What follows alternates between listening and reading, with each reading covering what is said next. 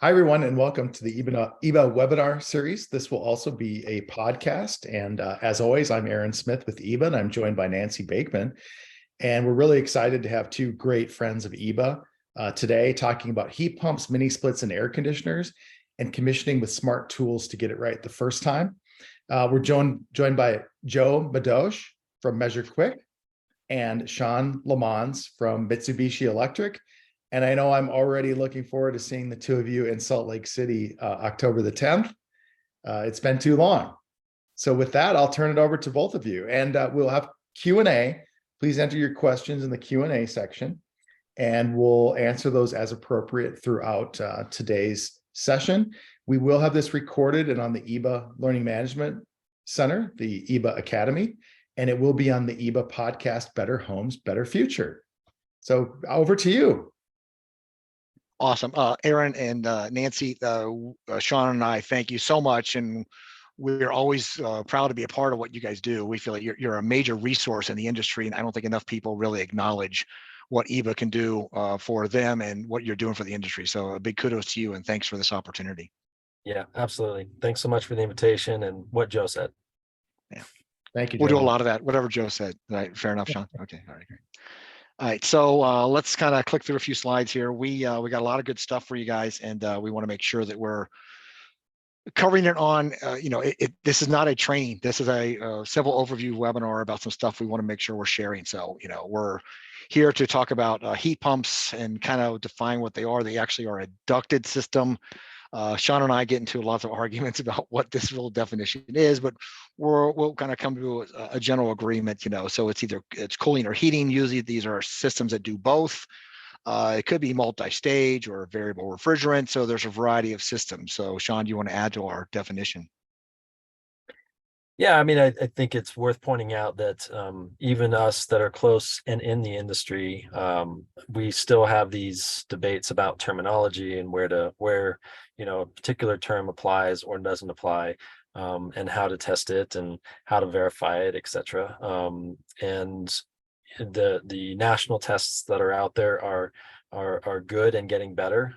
So there's lots of challenges ahead, and I believe in us that we can get there through this massive transition. And this is, this session and what EBA does and what Measure Quick are doing are moving us in that direction. We need to get to it's a big lift, and these are all part of it.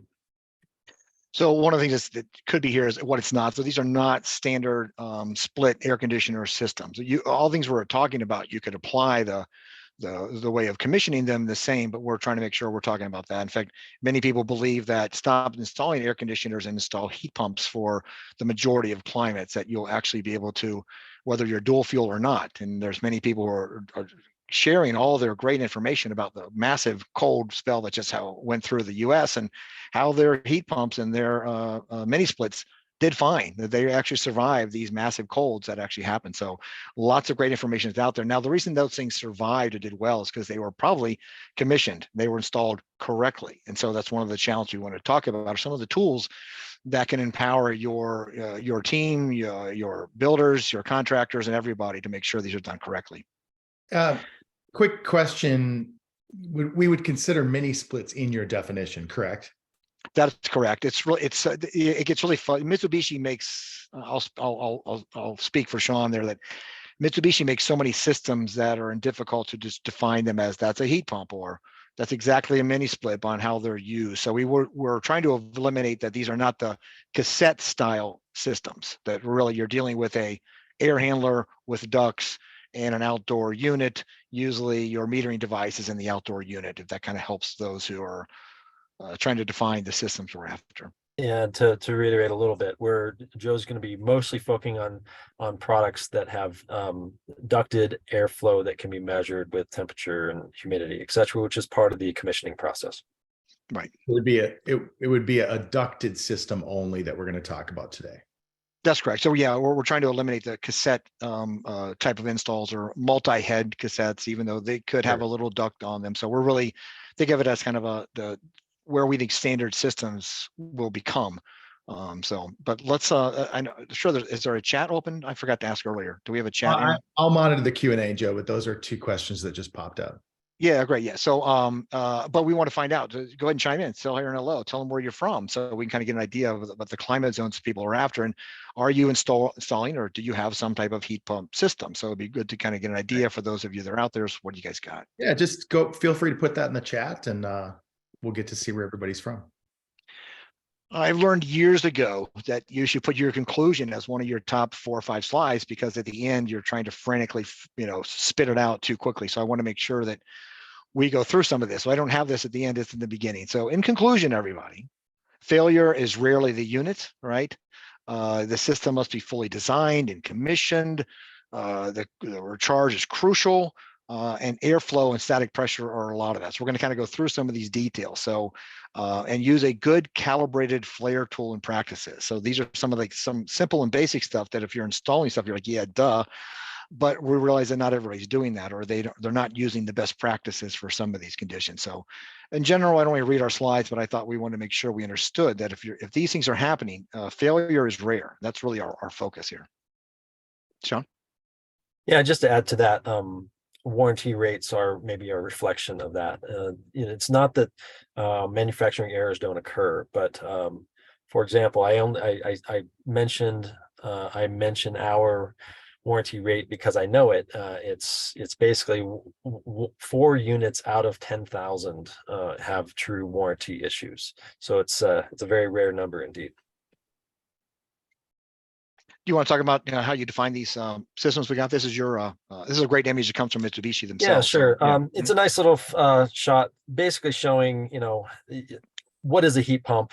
Heat pump is pumping heat from where it is to where it isn't, or where you want it more specifically. And so in the summer, what would be considered from our perspective, an air conditioner is pumping heat from the inside the box, inside the home, to outside. So a heat pump that runs in one direction. In the winter, from our perspective, a heat pump then reverses, right? So it has a reversing valve, and refrigerant sort of flows. Everything sort of flows in the opposite direction, if you will. So we're pumping heat, even though the air is cold outside, we're absorbing heat out of the outdoor air, and we're pumping that heat into the house. And that's really all a heat pump is it manages the temperature and pressure of a refrigerant around its boiling point, and we drop the refrigerant below the outdoor air temperature, absorb that heat, compress it, push it into the house, and deliver it. And the secret is really in the latent heat, the phase change of that refrigerant around that boiling point that allows for significant amounts of heat to be absorbed and then delivered inside the house. Well done, Shawn. So most of you are familiar with the rule of thumbs that many contractors are using. All right, it usually starts with let's cover the house and see how many tons it is. Okay, so although these are jokes, these were not that long ago where you could actually buy a card and hold it away from the house and determine the size. But maybe I'm not covering the house anymore with my hand, but people are still using bizarre methods that actually are not using a manual J. They're not doing a load calc. They're not actually determining what's the best installation for this system. And so we know one of the challenges that people are going to be faced with is like, oh, well, it's already got a 4-ton. So I probably need to put in another 4-ton when heat pumps aren't exactly the same as a furnace anymore. So if I'm taking out their furnace and their traditional air conditioner, maybe we need to do a better job of load calcs, or actually determining some of the challenges that the home is having. Okay, that's one of the greater criticisms out there, is that I didn't actually account for the fact that the home has got high air leakage, infiltration, duct leakage. All these things are actually making that system potentially be a catastrophic issue, that you installed it correctly, but you didn't actually evaluate what that is. So the size of the system can no longer be based on what I'm taking out, that you need to make sure you're evaluating this home, doing a proper manual J, and making sure that the homeowner also understands what you're installing now, that you're not going to get these hot temperatures flying out of the registers anymore. That's not how the system's designed.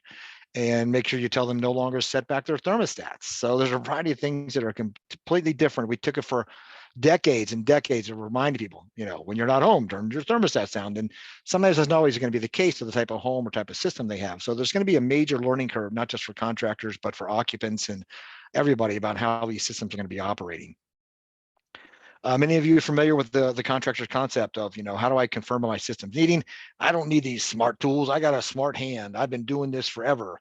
So one of the challenges is that, you got to keep your hand calibrated every night if you want to do that. So that actually could be detrimental to your health, as well as, unfortunately, Europeans and Coloradans have ruined this ability for contractors. And that is that we now have beers that aren't ice cold. Well, we still, of course, you could take your Coors can and put it on there and watch it turn cold, but there's a lot of beers now that aren't actually super chilled. And we've got things like Guinness and other beers that might be closer to room temperature. So we no longer can use the beer as actually our methodology to determine if the system is working correctly. We probably should be using some really good diagnostics. It's not a calibrated bottle of mead. Yes, right. We still are in this process of napkin math. So here's my commissioning report. I'll write it down for you real quick. And we have refrigerant. Yes, it's in there. And airflow was good. I checked it with my calibrated hand. It's all good. Air was cold. This is the kind of stuff that people are still doing. That even if they're writing stuff down from their measurements, it's since I've been in the industry and worked with so many different companies on either HVAC, blower doors, duct testers. I'm still shocked that we write stuff down. It is just such what we're imposing on the system is like, what, we didn't feel confident to gather things directly, right? So that seems such a shame that I got to write them down in the field. I take them back, somebody else rewrites them or puts them into a computer, and hopefully there's no failure here. And of course, all the numbers seem to always magically be similar and keep getting repeated. But in general, it's just a shame that we spend so much money on the technician there and the equipment and all this stuff, and they write things down. So I think we need to get past that as to what's going on. Everything gives us this opportunity. This is the one I added this morning, so this is new to Shawn. Okay, real quick, that Jim Bergman did a great job of writing up what is our potential risk that where we're headed down in terms of what are things, feeling that these things are the failures and not actually evaluating what's really going on. So that these things need annual cleaning, and that you must have a condenser needs annual cleaning, and commissioning takes too much time, or all these things are adding charges or expenses that we don't need to do all this stuff. So you can go to measurequick.com and go to our articles, and you can kind of see this. It's a great open letter. It's been lots of responses on LinkedIn. Over almost 10,000 people have actually acknowledged this as a great article, just kind of reminding people that if we're not careful with how we're installing these systems, we're really going to be headed towards a bad path. What we're afraid of is, like I said earlier, if you're not used to the temperatures, you're acknowledging people, people are going to be like, oh man, I don't like my heat pump. I don't like this system you've installed. I want to go back to my furnace. And that may not be a viable option anymore, or that's an incredible expense. So if we don't do it right, people are going to think it's the heat pump.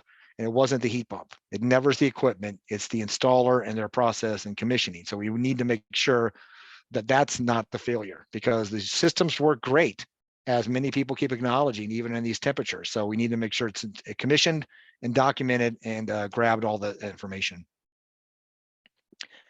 I'm going to go through a quick series of studies as to why Shawn and I are here, and we keep repeating these things, and they're easy to find. I've got links in all these. We'll gladly send this out as a PDF so you can have access to it, but it's right there in red, upper right corner, at least one fault in 70 to 90% of homes, right? If I add duct leakage, we're almost up to 100%. And this actually comes from the Department of Energy with Pacific Northwest.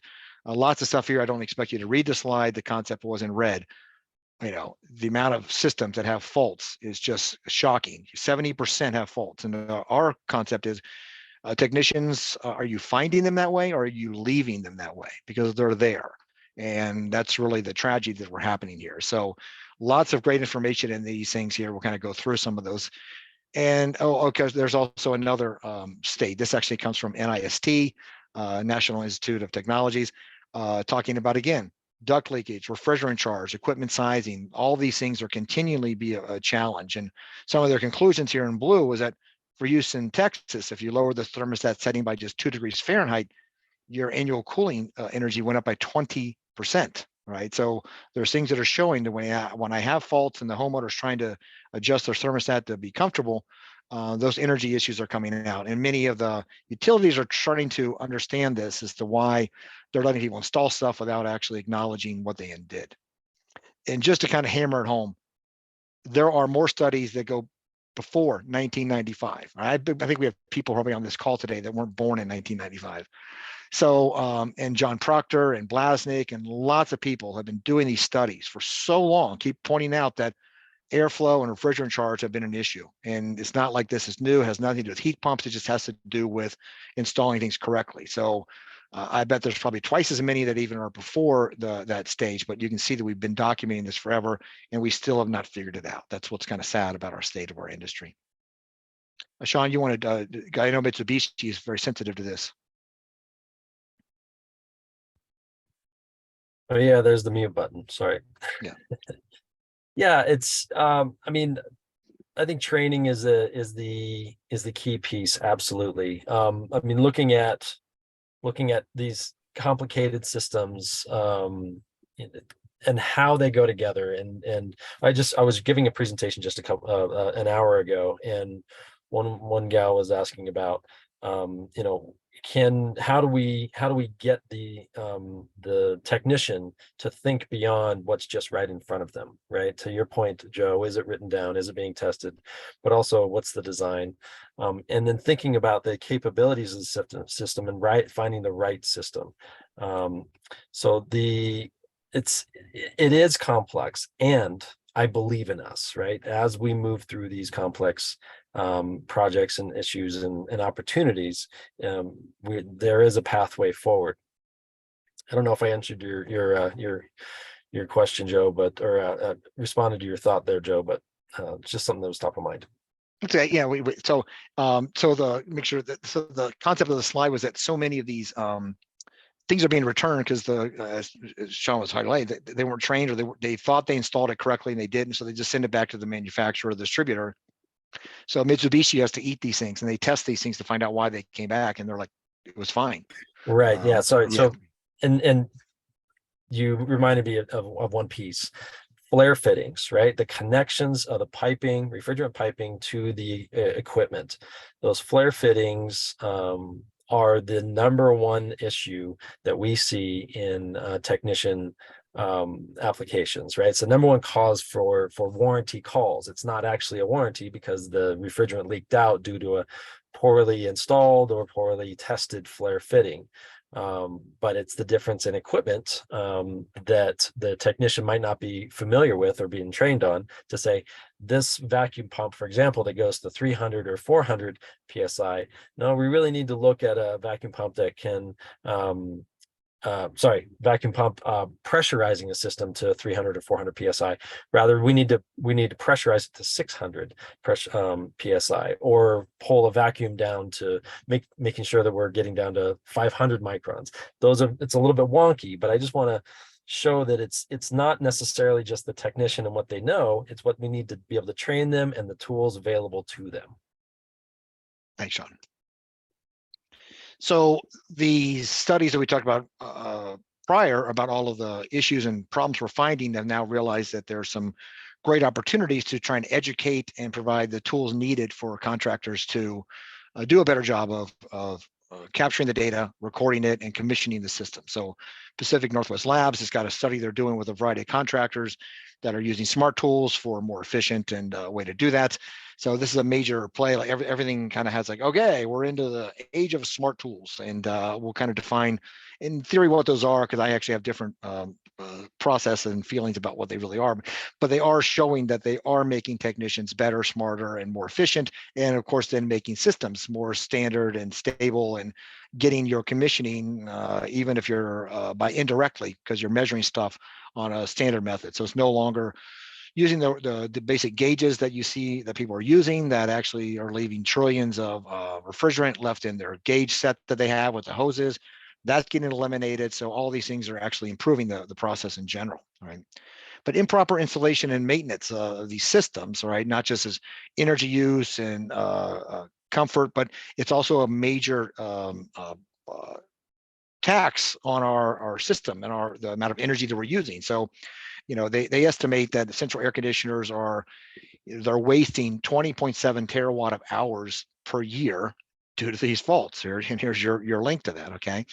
So Jim Bergman, I did a presentation on this, and actually, Jim, we were out in the West. For those of you that understand water issues, probably no matter where you're at, water is a concern, but he converted it quickly in a matter of minutes to be like, okay, if we convert the amount of water that we're using for energy that's getting wasted, all right, so we have water that's creating energy for the West, and if that energy is no longer at its best value, that we didn't tune these systems up correctly, here's where we're actually wasting, which is 8,500,000,000 and a lot thousand gallons of water. That's 8.5 trillion gallons of water are wasted a year due to having inefficient systems. That kind of really brings it home in terms of the challenge we have with water and energy and back and forth. So, if 9% of our total annual cooling costs are wasted, that's about $2.5 billion a year. So you can see where this is coming home. You can see why the government put into the place the IRA Act and trying to get these things swapped out and to give people rebates and move this forward. And we're all waiting for each state to come up with their own process. We're also concerned with, okay, great that you actually did that. You're going to install a bunch of heat pumps and do that. But if they're not installed correctly, then we're going to have just as many problems. So the smart tool concept is out there, but I also added the fact that you must have intelligent apps to confirm that your smart tools are giving you information that's valuable, because the tools in general are only as good as what the technicians understand they should be. Okay, so if you're in a hospital and there's a typo there, and they were using devices like this, even though the one from 1930 looks similar to what they're doing today, you probably would think it's a little funky, or maybe they still have the 1900 ones, which is a beautiful piece of wood. But if they were using these, or your contractor was using something, you would kind of feel awkward about, like, wait a minute.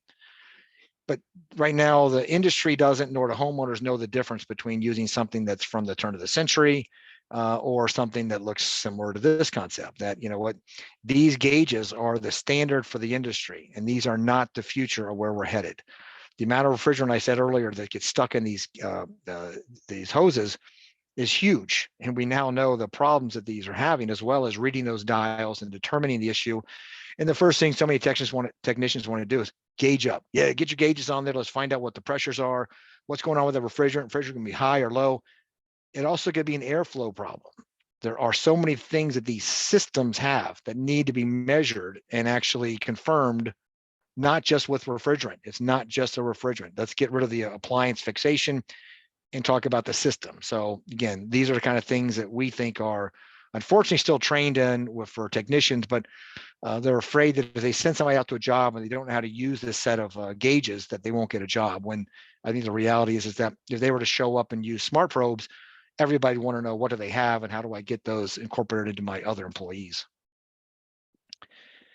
So my debate was, and the feedback I've given to many of the people that are in these smart probe studies, is that how smart are the probes? That this great Testo probe on the left has given me humidity and temperature and a lot of information, but so is the analog gauge next to it. Still telling me they're both 63 degrees. But what does 63 degrees mean? What am I doing with that information? Am I measuring supply and return? So the reality is I really need something that's giving me information as to what's my current value, what was my design target, and what's my ideal range. So if I'm measuring temperatures and a temperature split in the house and it's 24.2, it really should have been near 20. And I have some range of what it should be. Now I actually can really make these very powerful. And then now they are smart. Now they're intelligent information that I can use to determine why I'm not in the temperature split range and why this system may be having issues. Maybe it is refrigerant. Maybe my coils are getting clogged inside. My condenser's clogged. Filter is dirty. There's a variety of things that are not causing it. Maybe you have duct leakage. Now I'm actually able to determine, based on the smart probes, as to what I need to do or what I need to evaluate. Joe, can I step in for a minute real quick? Yeah, go right ahead. Do you want to sing? Yeah, you got a song you want to bring into this? I am not going to sing. You don't want me to sing. But if you don't mind going back a slide. Sure. Just looking at those values, for example, that current value 24 degrees, if this is in cooling, for example, if this is in cooling, you're getting more cooling capability, but you're moving closer to maybe the potential of freezing up a coil, ice forming on that indoor coil. That said, with the smarter systems, and this is where part of the challenge is, and knowledge, and we need a further confluence of information in the industry. That 24 degrees might actually be exceptionally good, because you're getting more cooling capacity out of the energy being invested in that cooling capacity, right? So it's not necessarily a bad number, but knowing what is bad, what is good, being able to map against the, what the smart tools are telling you. And this is both the challenge and opportunity, I think, in the industry. And No, agreed. And like the reason that I would know what my design target was or range is because I actually profiled the system in terms of incorporating my measurements that were there. So there's a lot of ways to confirm, again, is it smart or not? How do I know that those are good numbers? So great. So it does as a concert of a variety of instruments. So I try to always, provide a little bit of humor and additive to one measurement does not define success. It takes a lot, just as the course is out there, there's lots of instruments that you should be using at the same time consistently. So taking one probe around and trying to measure indoor and outdoor temperatures or supply and return or pressures, all those things really need to be done dynamically. The system is so dynamic that if you're not doing it together as an orchestra, then you really are doing disservice as to what you're trying to measure. So it does need to be done collectively. There are a lot of manufacturers. I just have a few examples to make sure when we're talking about smart probes, is some of the stuff that's out there. Many of them have an app. Some of their apps are providing you direct measurements or individual measurements, or collectively I can see all my measurements. And some of them are now providing more intelligent information about what do those measurements mean? Is that temperature split good, or are my pressures within range for that type of refrigerant, and a variety of conditions. So you can see that Testo is one of those wide range of tools. I'll give a few more field pieces out there, and they've also got reports and are doing more analytics. Some of them don't always acknowledge that, like we live in Colorado, and they don't acknowledge some of the challenges that go along with elevation, that airflow and air measurements are based upon altitude and air density. And if you're not at your sea level, then it may not make a difference, but there's a variety of things that need to be incorporated for a holistic approach for some of that kind of stuff that's out there, right? I am on the MeasureQuick team, and so we kind of walk you through a process, determine what's happening for a variety of probes. You can see in the picture, I got Testo, I got different types of amp probes and different readings that are all being brought together.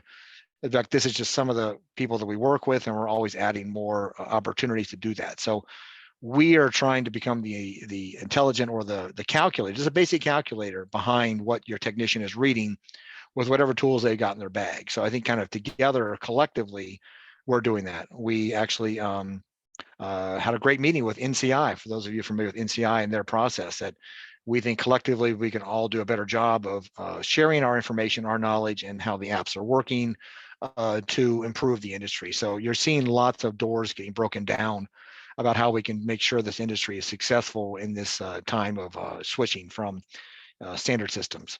We do a variety of stuff: heat pumps, furnaces, refrigeration, air conditioning. I'm not here to convince you that you need to do this or use it. I just want to make sure you know what opportunities are happening, or your contractors are providing you with some really good information. We try to separate stuff into a score where you understand what your contractors are measuring, and determine that. And lots of information that comes directly from the probes, where I can actually determine, oh, the outdoor measurements came from probes automatically. So there's no longer a need to write down information and think that those numbers somehow go somewhere or mean anything to anybody. And we also can give you whether they're trending up or down. So the goal is that there are methodologies to do compliance correct. Many of you are familiar with the checklist manifesto, and it has actually changed hospitals in ways that they never thought that they could reduce their liability and increase the health of their patients and everything. So when they're done with surgery, they actually count the scalpels and count the sponges and everything. And 25 sponges went in, 25 sponges got to come out. But they're not measuring anything about the sponges. They just need to keep track of individual things. And checklists work great for individual things you're trying to determine. It doesn't help to say, I measured the airflow without knowing what the airflow was, or we measured the temperature split. Yes, correct. Check that off. We need to know what they are. So the checklist is valuable, but only if you're actually getting real measurement to go along with that. So if I don't have real-time measurements, I don't really understand what was happening. So this is really a challenge with the industry, is they still think that I can just confirm that the technician was there, they checked a few things, and didn't really do a good job of doing diagnosis directly and capturing what's happening. This actually comes from Shawn's deck in Mitsubishi and talking about their process and how they go through that. Shawn, you want to elaborate on some of the things that are in here? Mute button. Sorry, I was checking out the Q&A there.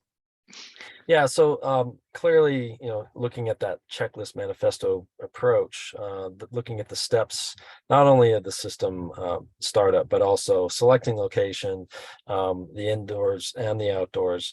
Are they in the right spots? Thinking about outdoor exposure, drip lines in the winter where you might have water dripping and freezing, or ice forming from the condensate on the outdoor unit. So just thinking about where these units are interacting with the home, the building, the local environment, as well as looking at the connection between them, right? So it's the indoor to the outdoor connection. Where's that line set run? And being thoughtful about it, making sure, things like the line set for a heat pump is different than an air conditioner. You have to have insulation on both sides of the line set, rather than just a insulation on one side. The leak test and evacuation process, that is a critical piece, and that's getting closer to where Joe and I are speaking of right now. But there's a lot of work that leads up to the capabilities of the system doing its job as designed, and then the evacuation, the pressure testing, making sure that those lines are in good condition, and then the proper charge, critical charge. So variable capacity systems, they have a range of tolerance, if you will, but it is a critical charge. So if it says 10.2 pounds of refrigerant in that system, that's what you should charge to, and that's a weigh-in process. And with the variable capacity systems, you're not necessarily looking at superheat and subcool necessarily. You're looking at, is my charge correct? And then there are test modes for the equipment, and that can be sometimes a challenge to locate. But a test mode for this system versus a test mode for that system can be a little bit different, and the diagnostics along the way can be challenging. But using a tool like MeasureQuick to eliminate the vast majority of something's not right is really where we look at the capabilities in terms of speed and verification and proof. Great, well done, Shawn. Hey, Shawn, I don't know if you Yeah. saw the question that came in, but it asks, are leaks acceptable, essentially? Well, wait, you're muted, but yeah, I get it. So how many leaks are acceptable in your plumbing Yes. system? 0. Right. So unfortunately, we do allow leakage and ducts in the envelope, unfortunately, that and it shouldn't be, or accommodate for that. But no, you cannot have refrigerant. You can't have, well, I got a little leak, I gotta tap off the system each year. That is not a viable process that's happening. Now, does that mean that you won't have them? It sure does, but it's not like, oh, I'm able to hold a charge for 3 months. No, and Right. not only water actually could damage your house. Yeah. Your refrigerant leaks are damaging the environment. So let's just make sure we'll put that into check. Yeah. Well, we had a great comment. You get some high global warming potentially with a leak. So not great. Joe, question for you. Does MeasureQuick already have, or do you foresee having the ability to link digital press flow gauges to the software for ease of adding to the reports? Did you see that? I saw it. It's hard to read, unfortunately, because of my digital what? That's what I was trying to catch. Do you foresee having the ability to link digital press flow gauges to the software for ease of adding to the reports? Yeah, I don't know what digital press flow grades. Yeah, so that's it looks like they're using pressure. It's referring to pressure and flow. Yeah, pressure. Oh, yeah. Yeah, so we actually do pressure and temperatures and static pressure all included. Those are required for MeasureQuick to give you any kind of analysis. Yeah, if that helped. And here's another great question. What if the small leak is like 0.1 ounces per year? Is that okay? The answer is no. I'm just going to go there. No, don't come back with 0.001 leak is okay either. So no, leaks are not acceptable under any condition, right? So that doesn't mean that that flare fitting has got a tiny little thing that may happen where over heat, cold actually does create something. That's why you're having people come back out and check your charge and temperatures as they should, at least once a year. But no, there's no leak that's acceptable. So yeah, right. And I do want to touch base real quick on. Go ahead, Shawn. Well, and I want to chime in on that, and I understand and empathize with Joe's position, and I agree with him on a fundamental basis. And there are other reasons why it depends on your perspective as to whether or not it's okay. Is it going to kill the system in 10 years if you have 0.1 ounces per year leak? No, I don't think it will. It's not that critical of a charge. Will you start to lose capacity, lose functionality, lose efficiency? Yes, you will over time. But the bigger issue is how do we value other aspects such as this 2100 GPW or GWP? Sorry, that's a big deal that I don't feel is fully being valued in society right now, but it's becoming a bigger issue. Now, if we shift to refrigerants that are a 1/5 of that GWP, is it 1/5 of a problem and so we can allow 5 times more?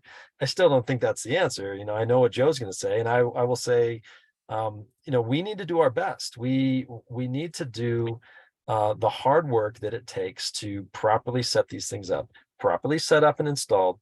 They will not leak indefinitely.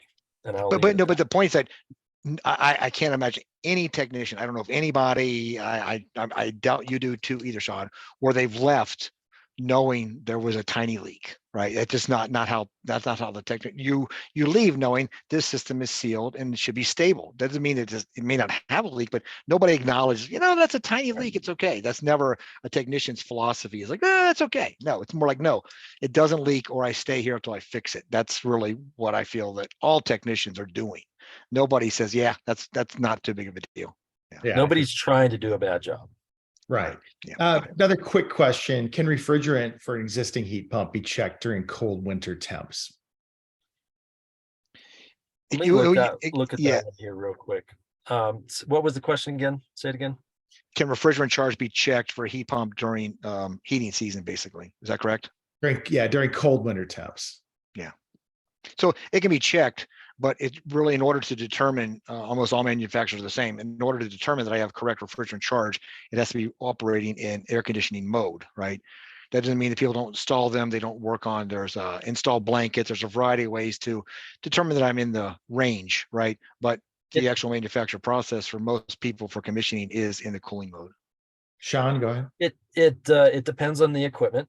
For us, because it's a variable capacity system and you don't know where that system is necessarily going to be operating at, the way our manufacturer position is, it's by weight. So you weigh in your refrigerant. You know what refrigerant is on board the equipment when it's set up, installed, and then you know what additional, if any, refrigerant has to be added to it. And at the end of the installation and commissioning process, if you have 10 pounds in the unit as shipped and you need to add 1 more pound, you need to end up with 11 pounds of refrigerant, and that's done by weight. And when it's cold outside, that's done through warming up that bottle so that mixed refrigerant, that compound, if you will, moves into the system properly. So yes, it can be done in cold climates. It's being done in Colorado year round. Thank you.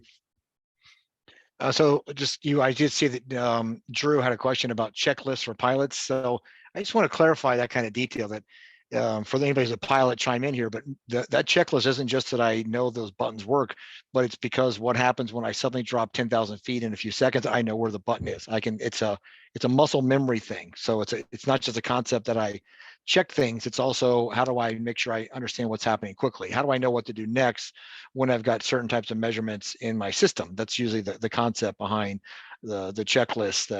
It's confirming I know where stuff is instantly. So that's my feedback for that. Moving on. Many of you may be familiar with one of the new testing procedures as gaining traction now, and we think by the end of the year it's going to be a major, and next year will be a super common methodology for actually confirming that the systems are installed correctly. ACCA has got a lot of standard QI5, QI9 to confirm the process for the QI5 installation, but the one that's actually gaining a lot of traction is this, we'll call it the 310 standard, all right? The 310 standard is about design, doing a variety of testing, including duct leakage, blower fan flow in terms of the airflow, and then watt draw at the same time, and then refrigerant charge. And these are supposed to go from, in the order, from left to right. It's kind of hard to get number 5 always to be number 5, because usually these are installed early in the system, and they're using them actually in the house to keep people hot or cold or dehumidify. So, but there are some things in here that are actually going to be a great workflow, one of which is non-invasive testing for the systems, or confirming weight. And without going into like extreme details or taking a hard left turn, as Shawn pointed out, their system is designed to be way in the charge. Not all systems are designed to do that. Many of them are using superheat as their concept. So I need to know, what are my actual refrigerant measurements to determine if it's correct. That's why it's hard to do in the winter. So, but if you want to pay attention to anything, this is our goal, is that this type of, it was designed correctly, verified those conditions existed, and then I'm actually going to test duct leakage, the air handler itself, how much air is moving, how much energy am I using, and the refrigerant charge. So this is the future. And the reason this is in there is because this allows an Energy Star contractor, Energy Star builder, to not have to use an Energy Star contractor, and does not to bypass them. It's because there aren't enough Energy Star HVAC contractors in rural communities. So they want to build an Energy Star house, and the Energy Star HVAC contractor is 200 miles away. So it's not feasible for them to do that. So Energy Star and the process allows you to bypass this certified Energy Star contractor by having your HERS rater or somebody similar verify these conditions as a concept. So that's what's reason why this is built in as a verification tool that Energy Star accepts as a great methodology to say, okay, your Energy Star, your system's working correctly, even though your contractor wasn't an Energy Star certified person. One of our industry challenges, Jim Bergman preaches on this a lot, is this appliance fixation. That has got to be the box. It's either, if not that box, it's got to be the other box. One of these boxes is the problem. I hook up all of my probes and temperatures and analyze the box and find out what's wrong with the box. It's the box, not realizing that it not always is it refrigerant charge. It could be airflow or vice versa, but we've got a lot of other stuff happening. This is a system. Just as a home is a system, these are obviously systems too. So I got supply and return temperatures, there's duct design, there's just a lot of stuff happening that usually gets lost when I only go to this appliance and take all my probes and put them on there directly. So if you're not evaluating how the system works, whether I have duct leakage and other conditions that are being impacted by that, you're going to find that installing these systems or commissioning them was actually a missed opportunity. Shawn preached about this earlier, and we agree that, man, if you do not have a proper flare connection, if you don't understand how a good flare goes together, and if you're not using the correct tools that are calibrated to do these things, that's where these leaks come out. These are the issues that happen. And if you have some of these systems that do not have the ability to dry or clean themselves out capacity, so if you have a suction line leakage, you may end up with a lot of moisture or other non-condensables that end up in your system, and they're not able to be pulled out. So some systems actually need to be replaced when technicians are kind of careless about how they install these. So, you know, my liquid line is fine. The suction line, if I have errors, it can actually be catastrophic for the system. So again, slow down and make sure things are working correctly. So that's really one of our focuses that we wanted to do today. And there's lots of, yeah, good. Topical Yeah, go ahead. question maybe for that last slide that came in is Edward still has a lot of texts that say if there's no soap bubbles coming out of the joints, then the system isn't leaking. Should they be held to a higher standard of no leaks according to an electronic leak detector? I agree that. Okay. And it's not just soap bubbles. There's actually a certain type of solution that's working for these. So yeah. Great. Shawn, maybe this is a question for you, so you'll have to unmute. Does the industry have different coil guidance for hot, humid climates versus hot and dry climates? Some coils are designed for a high, and I think this is sensible heat reduction, or SHR, while others are designed for lower SHR to do more dehumidification. Yeah, there's a lot to that question. The engineering of different coils, it's different applications for sure. And it's surface area, it's energy, it's airflow. There's all these nuances that come into play.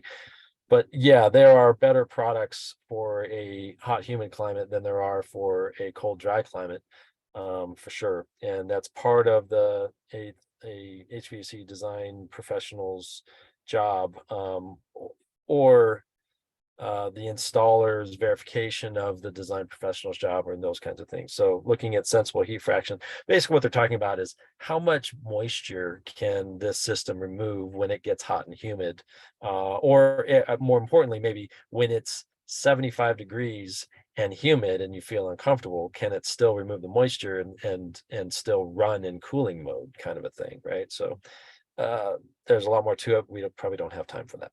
Okay, thank you. Okay. The point of this is that there's a lot of great people out there trying to help other technicians who are also learning. And if you're in any career like that, we're always still learning. All of us are still doing that. So Gary McCready is just one of those people who's out there trying to help others as much as possible. You can find him on LinkedIn, TikTok, or whatever. But the point is that if you're looking for better techniques and better methods, then he's trying to show you what happened. I think his father said here, you don't know what you're doing until you stop and kind of cut something open and see what's happening. So anyway, there's lots of great help out there. We've talked about this, refrigerant leaks are bad. So, stressing that. And I want to make sure that Shawn doesn't get stuck with, why does Shawn think it's okay to have some leakage? And I know that that's not what Shawn was trying to iterate throughout that discussion about I'm not trying to say that leakage is a good thing. I'm saying that there are allowances in terms of de minimis rules and those kinds of things that as a society operates, there are certain tolerances that we can deal with, but zero is better. Yeah. Yes, good. Yeah, thanks. And this is just trying to highlight the fact that, what you were dealing in an industry. So the one thing I didn't really say in the beginning, which I should have, is that I'm kind of newer to the HVAC industry. Okay. And I am blown away by the amount of information, challenges, and requirements for an HVAC technician.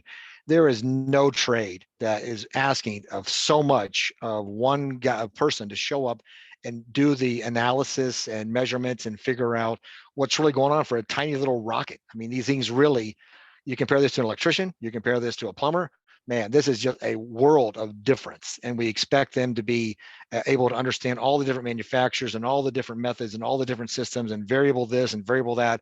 You're like, well, why don't you know what the problem is? And like, it is really, if you're not a rocket scientist, if you're in this industry, then you should call yourself one, because that's really the type of education that they're expecting from these type of technicians.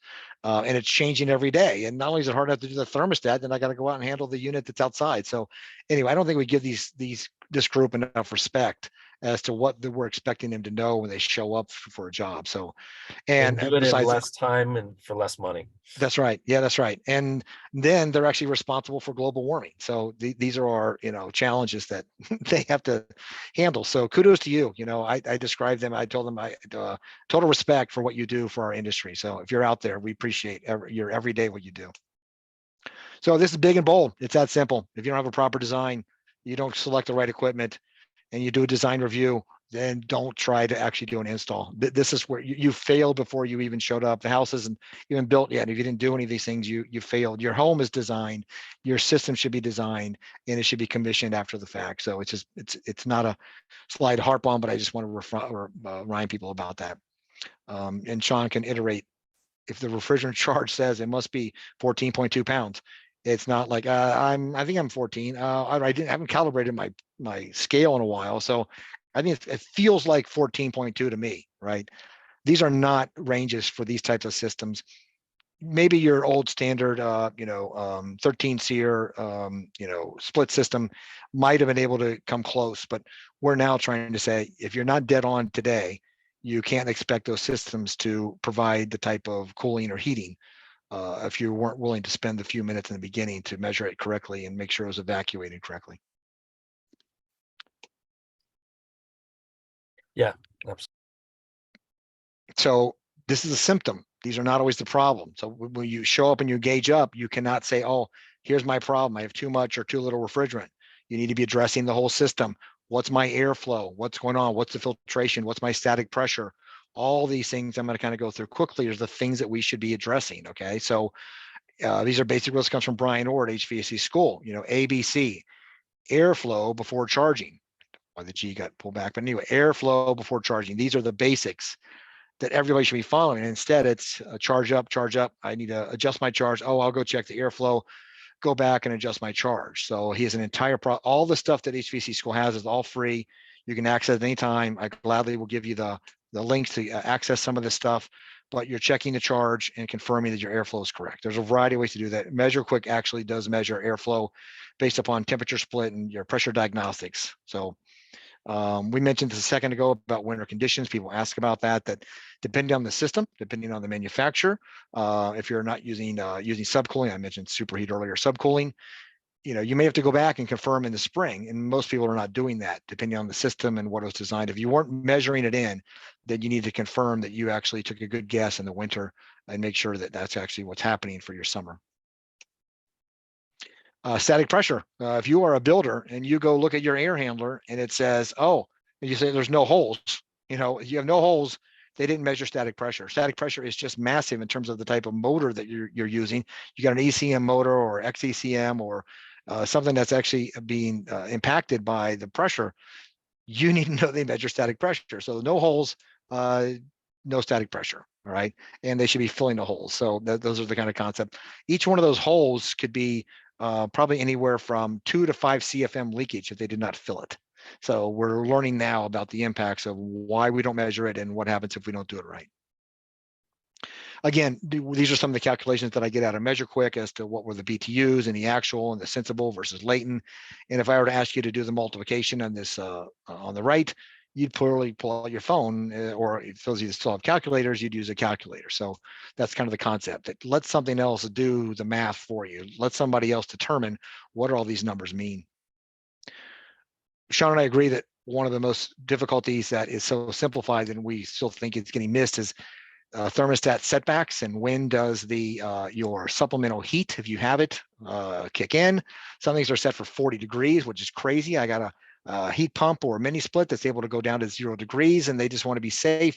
I don't want people calling me back, so I'll just set it for 40, knowing that they'll always be warm and there won't be a problem. So if you aren't doing this correctly, you defeated the whole purpose of why you installed a mini split or a heat pump. That's the goal, is you're installing something that doesn't need electric heat, maybe except for some extreme circumstances. And even then it's pretty rare. So anyway, you have to do that, and you have to make sure that you don't have big holes behind your thermostats. You need to do your job correctly, because all of my temperatures are being impacted by whatever's connected to that hole. So these are the small details that make an entire system work well or fail, because I didn't actually plug a hole behind the thermostat that's connected to the crawl space with temperatures or moisture, right? Here's a fun thing that I created. I actually did this at the when we all got together at IBA. So it's the dip switch. I'm sure I can make some funny comment about dips, but in general, was it installed and commissioned? Technician followed the manual, maybe, maybe kind of, so these are the kind of things that are usually not being done, or part of, you could consider to be the checklist kind of mentality as to what I'm doing or not doing. So this is my last series. Many of you have seen this. And by the way, Sam Rashkin did not invent this or create this. This has been part of presentations for decades about the concept, right? So like, are you part of the disruption? Are you in or you're not? And here's the concept. So this is 1900 New York City. This is actually Easter Day Parade, right? Where's the horseless carriage, also called an automobile, okay? All those things you see with the boxes, those all have horses. So there's one horseless carriage here, right? And over here we go 15 years later, just 15 years later, same day, Easter Day Parade, lots of things happening. where's the horse and carriage now? So we went from 15 years. This is the disruption that automobiles had across the country and specifically in high dense areas. Okay. So let's start over here. Here we go. Here's my horseless carriage. This is some small family that's moving through a polluted, I'm sure this just stunk. This street had to just smell. Driving through their new car. This is so cool. We've got a car. We're the only people with a car, dodging all the other horses. And to find out that here they are. And let's just jump ahead 15 years. There's one horse and carriage, and it's some police officer that they'd have no budget to get the actual automobile. So he's stuck in a horse trying to tell everybody to slow down, or, he's giving parking meter tickets. So it took 15 years for this type of significant, massive, disruption in this industry. What happened to all the people that stored horses, had horse feed and cared for horses, all of the things that happened with their carriage wheels and carriage carts, all this area, this entire industry said, nope, we're done. We're moving to this. Now you need to get different wheels and different engines and different parts. This is where we're headed. This is what the IRA bill is designed to do, is cause a disruption in how we use energy and how we heat and cool homes. And either we're going to do it right, or we're going to find out that more people are going to go back to horse and carriage. So that's our real challenge right now, is to do it correctly. There you go. We did good this time. You have lots of discussions going on. Can you help us out as what's hot here, Aaron? Yeah, well, I think it's always interesting. People want to know what's the recommended time for service cleanings on the system. To go out and service a unit? I think it's actually cleaning of the coil. I think there's two, outside cleaning, inside cleaning. Oh, Shawn, if you want to answer that, and you're on mute. Yeah. I mean, modern equipment is pretty resilient. And when you look at first and foremost, check your user manual for the equipment. It will tell you what the maintenance should look like. And part of that is going to be, call a technician if something's going on. It's part of this, FAQ or troubleshooting process. So, checking airflows, checking pressures, checking, having your coils cleaned, all these things can certainly come into play. They may or may not be an issue at the time. Number one issue for homeowners or building operators, check your filter, right? Check the air, look at that airflow first. And filters are the vast majority of cause of many problems. Wait, before you leave filters along, I'll stop there for just a second. So it isn't, so people wonder why my coil got dirty. Why is my condensate drain dirty?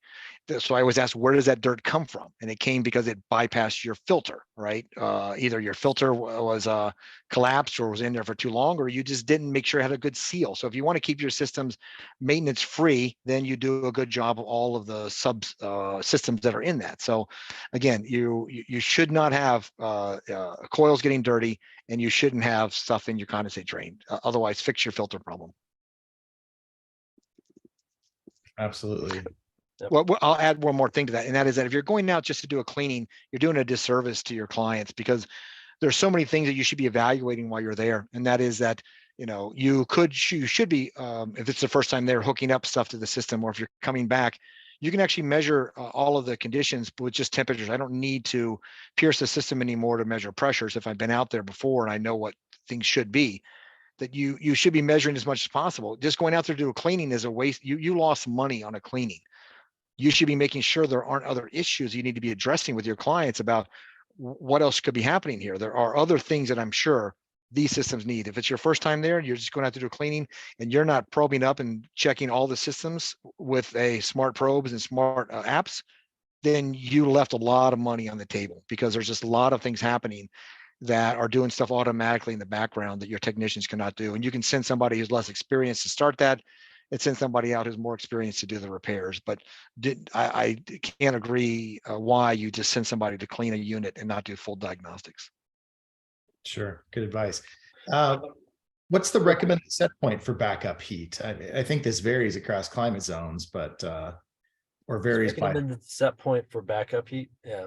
I'll take that one if you don't mind, but I will say, Go right. Joe, there's a question that's been answered from Cindy Zeiss, and I think that it has a little bit more to do with some of the supplemental digital gauges that are out there from Retrotech and TEC, etc. So you might want to answer that on type or something like that later. But on the set point for backup heat, it is dependent on it depends on the systems. It depends on the capacity of the systems at various temperatures. It depends on your price of natural gas or propane or your backup fuel or your electricity. It's not hard math, but it's math that should be done and looked at.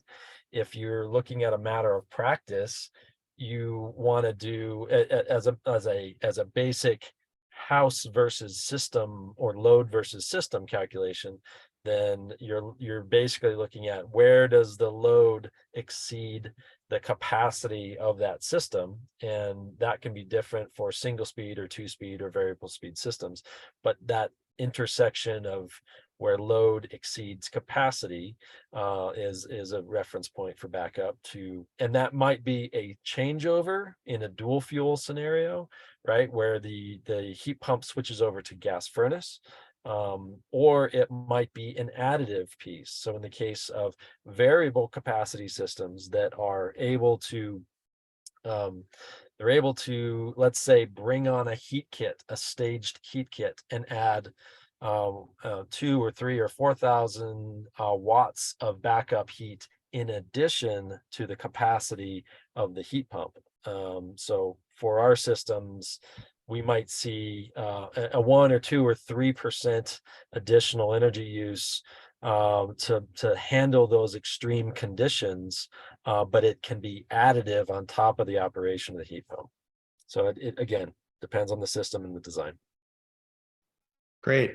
Well, but it was designed. That's the key. I think that's underneath that. It was designed to do what you're expecting it to do. Then you actually can know that you have And a it's good been set point. commissioned and shown that That's it can right, do right. what we're asking. That's right. Yeah, right. I think along the lines of design, Joe, there's a question. Have they updated the calculators used to determine the size of the system, including the type of envelope that is in place? That would kind of be part of your ACCA manual J, would it not? Yeah, your manual J is going to be doing your heat load calculations, and some people do what's called like a gross or a holistic approach, and other people are doing room by room kind of calculations to determine how that's actually working. The next level is what type of system and how much CFM do I need per room, and am I confirming that I'm getting that versus just the whole house gets X amount of CFM. So just because your ducts are inside the envelope and you're not concerned about leakage doesn't mean that you don't want to make sure I'm getting a certain amount of CFM in the master bedroom specifically, or other parts of the house to make sure you don't have comfort complaints. Great. Well, there's lots of additional questions. And what I would encourage, some of you were looking for more of an overview on the MeasureQuick system.